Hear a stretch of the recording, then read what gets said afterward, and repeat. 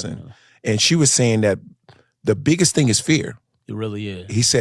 She said the biggest thing is fear. Most people are so fearful of the unknown that they stay where it's safe. You know what I mean?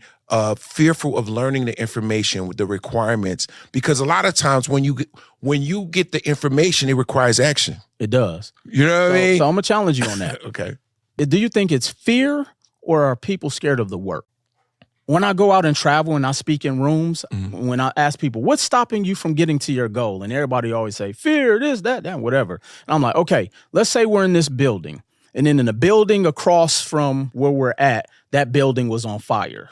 Okay. And your loved one was in that building. How many of you are going over there to save your loved one? Everybody got both hands up. Right. And I'm like, so you guys aren't scared of fire? Because it can kill you. So is it that you're fearful? Because you don't know what that fire is going to do to you. Right. So fire can kill you or it can save you, because fire makes heat. Yeah. So money can put you in a bad position financially. Or change your life. Or change your life.